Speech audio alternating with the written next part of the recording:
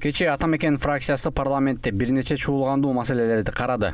Алардын ичинде тарых музейиндеги уурдалган миллиондор Белизден келди делинген бир кездеги документтердин таржымалы бар. Тиешелүү мамлекеттик органдар, анын ичинде бир кезде Абдил Сегизбаев жетектеген улуттук коопсуздук мамлекеттик кызматы, Белизден Өмүрбек Текебаев, Алмамбет Шыкмаматов жана Аида Салянова тууралуу эч кандай документтер келбегендигин билдиришти. Демек ошол кезде УКМКны жетектеп турган Абдил Сегизбаев, Белиз өлкөсүнөн ата мекенчилер Текебаев, Шыкмаматов жана Саляновалардын Мегаком компаниясына тийиштиги бар деп Атамбаевга берген маалыматтары жалган экени ушуну менен толук аныкталды. Алмазбек Атамбаев дагы президенттик кызматтын баркын кетирип, көчөдөгү сел саяктын деңгээлиндеги маалыматтарды деле мамлекеттик маанилүү маселе катары көрүп, ММКларга чагылдырып келген. Бул маалыматтар тастыкталбай калса, Абдил Сегизбаев керт башы менен жооп берерин Атамбаев жалпы кыргыз элине айткан эле. Белизгейт боюнча бул менин контролумда. Мен дайыма прокурорду чакырып сурайм.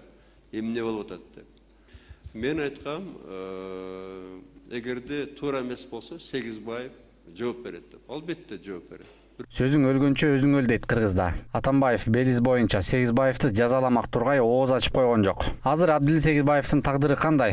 Ал интернеттен улам акча алмаштыруу жайынан чыгып келаткан сүрөтү менен көрүнүп калууда. Акча алмаштыруучу жайына көп барып жатса, демек жашоосу жакшы экен. Бир кезде Аскар Акаевдин кадры деген коомчулуктун каршылыгына карабай, Атамбаев аны кыялындагы кызматтарга койду эле. Бирок Алмазбек Атамбаевден оомат кетери менен Сегизбаев саясий соодагерлигин көрсөтүп, ооматтууларды карап Тактап айтканда, акыркы учурларда ал жаңы бийликке каттап жаткан кези. Азаттыкка берген маегинде Белиздеги документтерди тастыктай албай калганын мойнуна алган жана президент Сооронбай Жээнбеков менен келечек тууралуу сүйлөшүп алганын билдирди. Маегинен мурунку үзөңгүлөштөрү бир командада иштеп келген Сапар Исаков, Албек Ибраимов сыяктуу абакта жаткан адамдардын тагдырына кайдыгер экени билинди. Абдил Сегизбаев бийликтин тилин таап алсам эле мурунку иштери үчүн жооп бербей калам деп ойлоп жаткан окшойт. Бирок элдин тилин табыш өтө оор экенин биле жүрүү керек. Колу менен жасаган иштер үчүн кимдир бирөөлөр аны суракка чакыраары, ал эч качан унутулбасы турган иш.